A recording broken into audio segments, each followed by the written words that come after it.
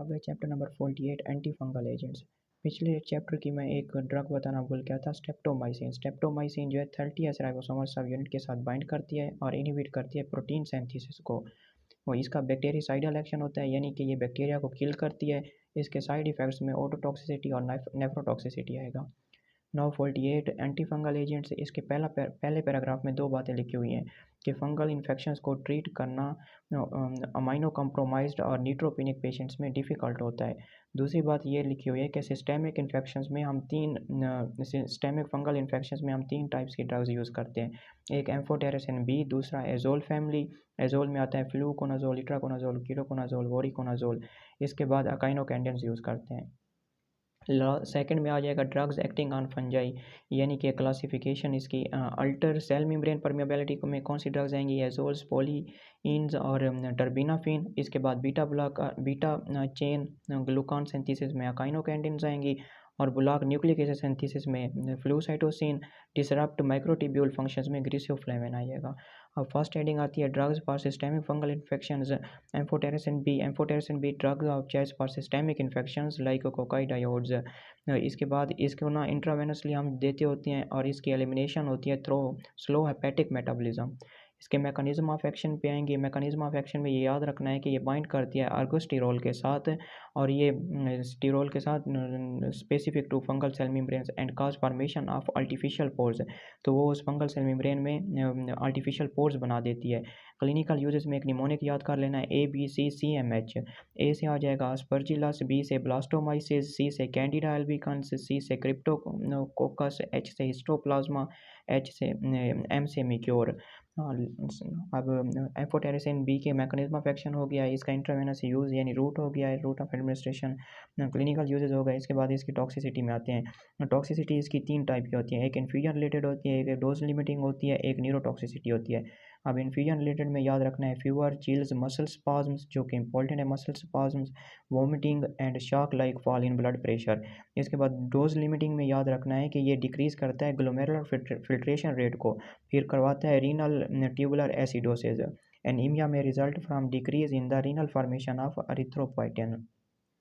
Last में इसके आ जाएगा बाद amphotericin B is used due to flucytosine. Liposomal formulation of amphotericin B have reduced nephrotoxic effects possibly because of decreased binding of the drug to the renal cells. Neurotoxicity में याद रखना है कि ये सीजर्स और न्यूरोलॉजिक डैमेज करवाती है। अब इसके बाद फ्लूसाइटोसिन आएगी। फ्लूसाइटोसिन इतनी इंपॉर्टेंट ड्रग नहीं है, इसके लिए इतना सिर्फ याद रखना है कि ये DNA RNA पॉलीमरेज एंजाइम्स को इनहिबिट करती है और न्यूक्लिक एसिड की सिंथेसिस को ब्लॉक कर देती है। इसके बाद इसके क्लिनिकल यूजेस में ये 3 बातें याद रखनी है कि क्रिप्टोकोकस न्यूफॉर्मेंस, सिस्टेमिक कैंडिडा इन्फेक्शंस और क्रोमोब्लास्टोमाइकोसिस कास्ड बाय मोल्ड्स। टॉक्सिसिटी में याद रखना है कि ये एलोपेशिया करवाती है, बोन मैरो डिप्रेशन करवाती है, लिवर डिसफंक्शन करवाती है। अब एजोल एंटी फंगल एजेंट्स आ जाएंगे। एम्फोटेरेसिन बी हमने पढ़ लिया है, फ्लूसाइटोसिन पढ़ लिया है, अब एजोल्स एंटी फंगल एजेंट्स है। इसमें कौन सी ड्रग्स आती है मैंने पहले भी बताया था, फ्लूकोनाजोल, इट्राकोनाजोल, पोसाकोनाजोल, कीटोकोनाजोल, एसिवाकोनाजोल।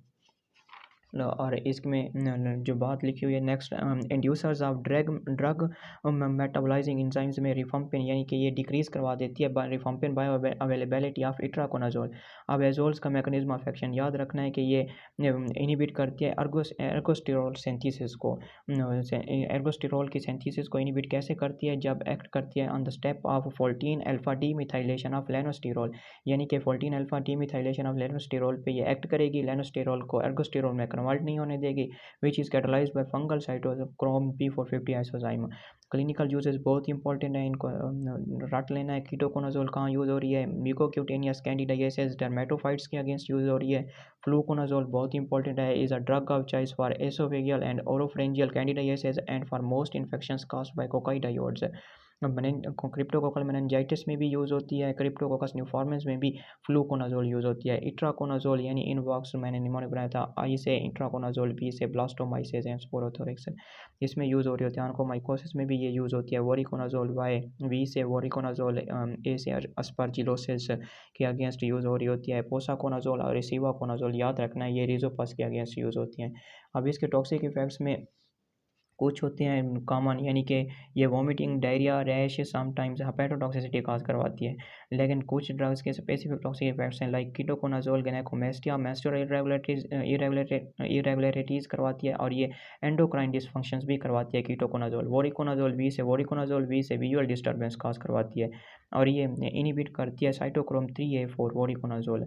इसके बाद एकाइनोकेंडिन्स आएंगे। एकाइनोकेंडिन्स में 2 ड्रग्स होती हैं कैस्पोफेंजिन और मीकाफेंजिन। इसका मैकेनिज्म ऑफ एक्शन ये है कि ये बीटा ग्लूकान सिंथेसिस को इनहिबिट करती है जो कि फंगल सेल में सेल वॉल का कंपोनेंट होता है। क्लिनिकल यूजेस में कैस्पोफेंजिन याद रखना है ये कैंडिडा इन्फेक्शंस में यूज़ हो रही होती है और इसके बाद एंडुला फंजिन जो होती है ना is used for oesophageal and invasive candidiasis.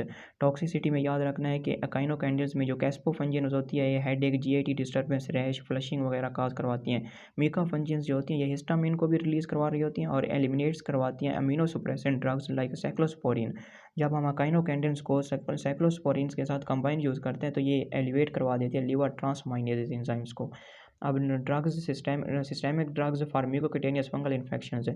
इसमें कौन सी ड्रग्स यूज़ होती हैं? एक ग्रिसियोफ्लेविन यूज़ होती है, एक टर्बिनाफिन यूज़ होती है।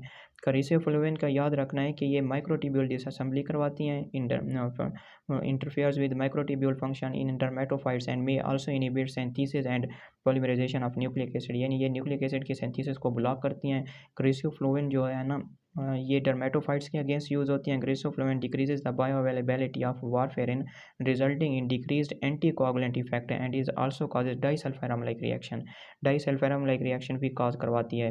टर्बिनाफिन क्या करवाती है? टर्बिनाफिन एंजाइम है एक स्क्वालिन एपॉक्साइडेज, इसको इनहिबिट करवाएगी, फिर स्क्वालिन को स्क्वालिन एपॉक्साइड्स में कन्वर्ट नहीं होने देगी। अब इसके बाद ग्रिसियोफ्लोविन का याद रखना है ये ऑन्कोमाइकोसिस में यूज़ होती है। इसके एडवर्स इफेक्ट में जीआईटी डिस्टर्बेंस, रैश, हेडेक और टेस्ट डिस्टर्बेंस आएगा। एजोल्स का याद रखना है कि ये इट्राकोनाजोल जो होती है ये ऑन्कोमाइकोसिस का काज करो एज इफेक्टिव इन ऑन्कोमाइकोसिस में इफेक्टिव होती है इट्राकोनाजोल। और एजोल्स जो है ना फॉर द यूज़ होती है for the treatment of dermatophytes. Topical anti fungal therapy में सिर्फ 3 ड्रग्स के नाम याद कर लेने हैं, नायास्टेटिन, मीकोनाजोल, कॉल्ट्रीमाजोल। ये हो गया chapter number 48 anti fungal drugs. लेकिन इसके ना अब मैकेनिज्म ऑफ एक्शन मैंने बता दिए हैं। अब इसको एक फ्लो चार्ट से भी कर लें तो बड़ी आसानी हो जाती है, यानी कि ये फिगर 48.1 इसमें फ्लूसाइटोसिन बताया हुआ है कि ये डीएनए यानी आरएनए ये न्यूक्लिक एसिड सिंथेसिस को ब्लॉक करती है। टर्बिनाफिन जो है स्क्वालिन को स्क्वालिन एपॉक्साइड में कन्वर्ट नहीं होने देती। एजोल्स जो है लेनोस्टिरोल को एर्गोस्टिरोल में कन्वर्ट नहीं होने देती। एम्फोटेरेसिन बी नाइस्टेटिन ये बाइंड करती है एर्गोस्टिरोल के साथ और फंगल मेम्ब्रेन में आर्टिफिशियल पोर्स बना देती है। अकाइनोकेंडिन्स जो हैं ये बीटा ग्लूकान सिंथेसिस को इनहिबिट करती हैं। That's all about chapter number 48 anti fungal agents.